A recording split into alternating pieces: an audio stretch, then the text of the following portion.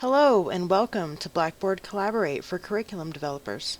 Today we would like to share with you information about how you could bring your online distance learning curriculum to life by integrating tech media, specifically Blackboard Collaborate, into your Blackboard courses.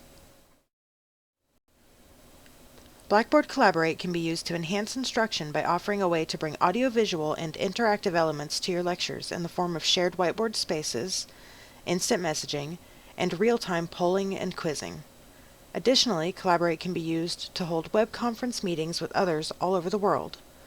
Virtual office hours can also be held through Collaborate, which allows students an opportunity to communicate in a more connected manner with instructors. Our lesson includes 4 sections: a needs assessment, which tells us more about which media technologies students are using and which they'd like to see more of, a set of learning objectives that outline the targeted learning outcomes of this lesson, a training activity to help participants become familiar with Blackboard Collaborate, and an evaluation plan by which to measure success and identify areas of this lesson which could stand to be improved. Let's get started. Our group conducted a survey which included 34 college-level online distance learners who have studied all over the world.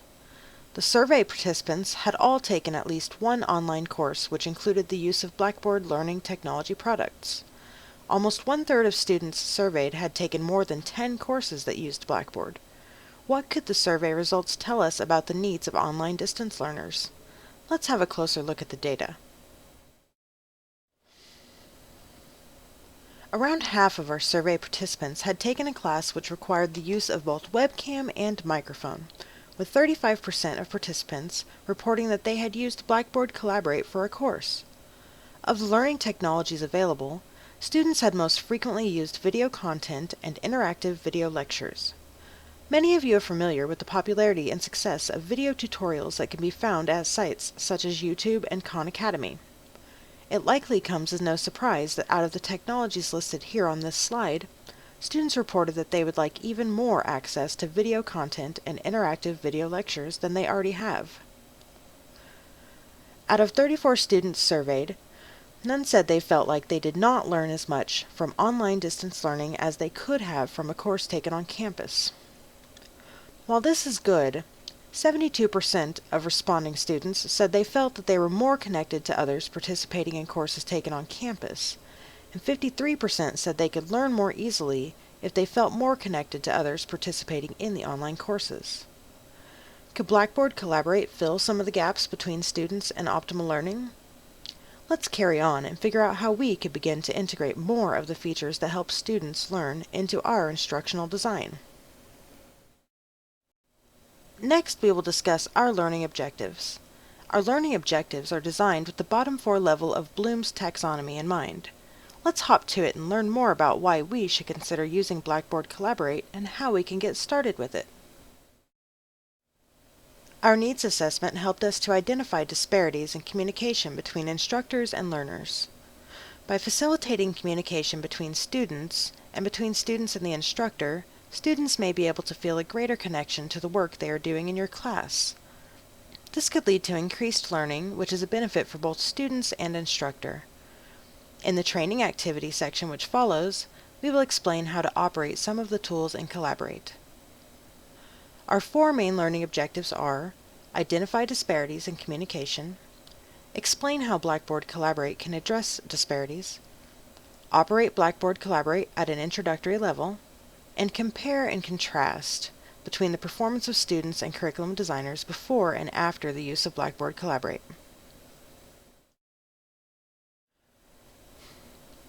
Our training activity for this lesson involves signing up for a free 30-day trial of Collaborate and using it to learn more about its features. Feel free to pause this video as needed during the setup steps and tutorial. You will benefit the most from this training session if you try the instructions provided on your own. This training activity is a quick start guide to getting started with Collaborate. Before we begin, if you do not have access to Blackboard Collaborate already, please visit try.bbcollaborate.com/trial/register.go. This link is located in the information area below this video for your convenience. After you've gone through the trial setup, you will receive an email from Blackboard with a link that brings you to the Collaborate session download. Go ahead and hit the button to download the session. After downloading the session file, click to run it. If you do not see the downloaded file in your web browser window, search your computer for a file named meeting.collab or something similar and run it. The next slide contains a tutorial on the basic features of Blackboard Collaborate. After the Collaborate meeting room loads, you will see a welcome screen. This is where our training activity begins. It will be easiest for you to follow along if you arrive at the welcome screen before allowing the tutorial to continue playing. Now it's time to get hands-on. Alright, at this point you should have arrived at your welcome screen. I've accidentally deleted mine, but it's got purple lettering and it includes a bunch of links to some resources that you may want to familiarize yourself with before we move forward. Once you've looked at the links and you're ready to import your PowerPoint that you want to share with your class, go ahead and go up here to the top right and hit Load Content, and then navigate to the PowerPoint that you would like to import. And before we hit open, go ahead and make sure that PowerPoint is closed because the Blackboard Collaborate application is going to automatically open PowerPoint when it's importing your file. So we're going to hit Open, Import Presentation with PowerPoint, Load. Okay, and here it is, automatically opening PowerPoint to extract our slides.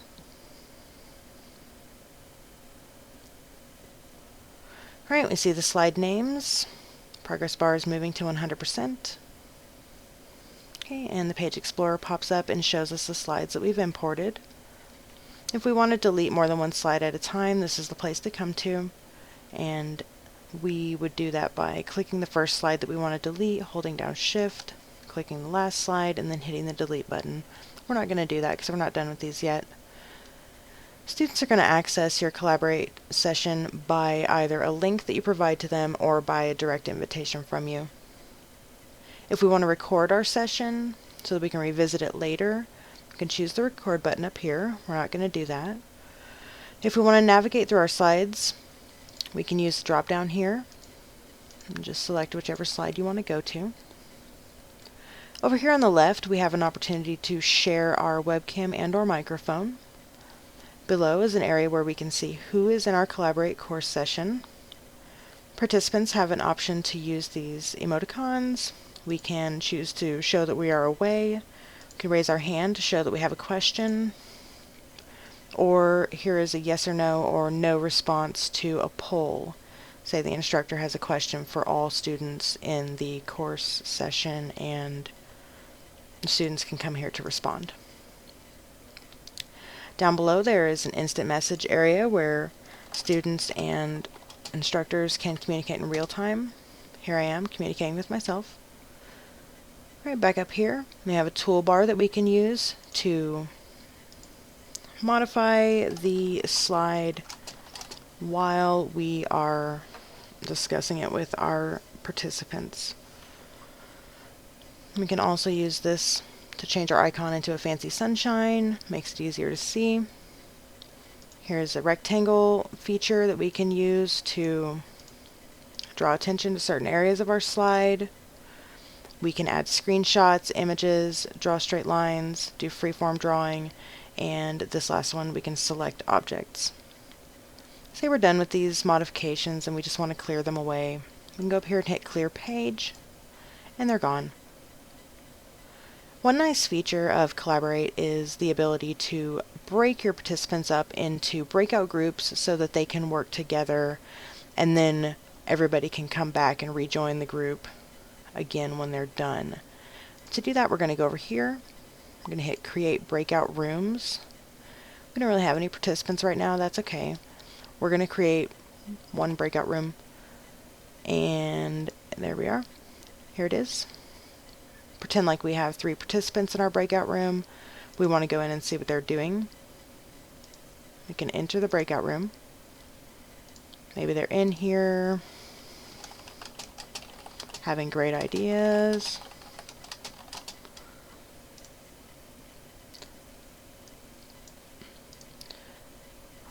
Whenever the breakout room is still going on, it's possible to take your students' great ideas and add them to the main room so that whenever everybody rejoins, everybody can see what they are, and we can discuss the ideas that we all got whenever we were in our breakout groups. If you want to send an announcement to let everyone know that time's almost up, we can do that. I send it to all the rooms. There's only one. Time is almost up, everyone. Alright, so we've added their content to our main room. We want to see that later. Time is almost up. We're going to close their breakout room. Here we are, return to the main room. Say we want to share their content.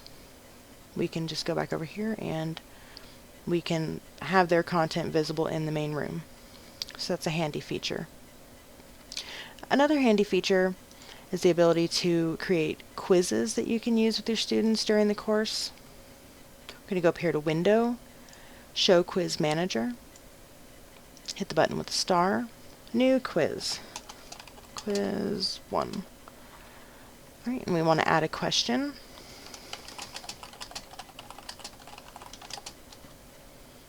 Add some responses.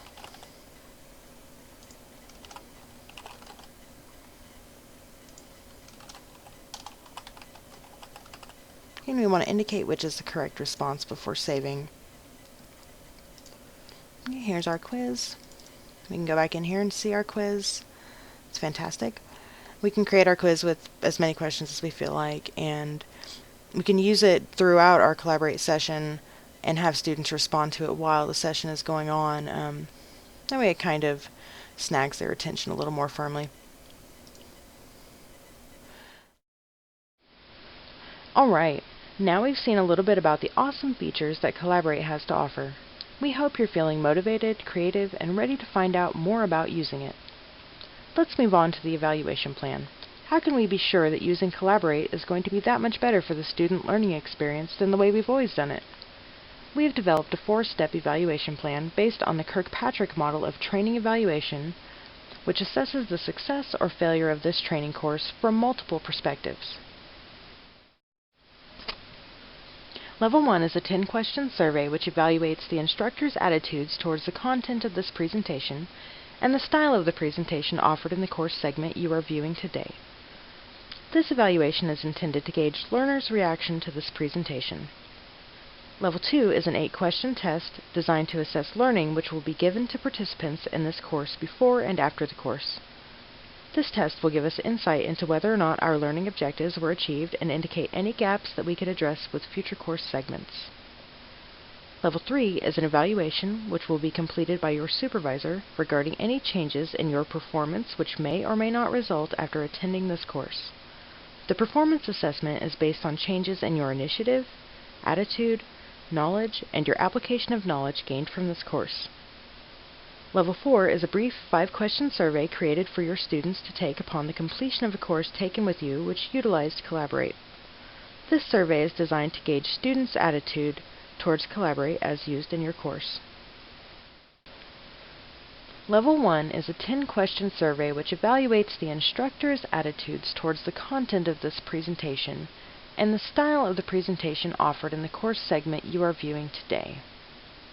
This evaluation is intended to gauge learners' reaction to this presentation.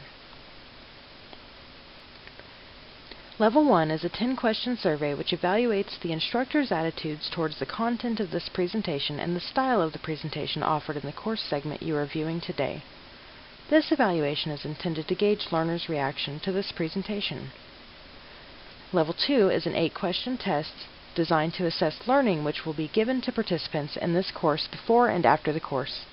This test will give us insight into whether or not our learning objectives were achieved and indicate any gaps that we could address with future course segments. Level 3 is an evaluation which will be completed by your supervisor regarding any changes in your performance which may or may not result after attending this course. The performance assessment is based on changes in your initiative, attitude, knowledge, and your application of knowledge gained from this course. Level 4 is a brief 5-question survey created for your students to take upon the completion of a course taken with you which utilized Collaborate. This concludes our course segment on Blackboard Collaborate. Thank you very much for joining us today to learn more about Collaborate and how it could help you bring your distance learning curriculum to life.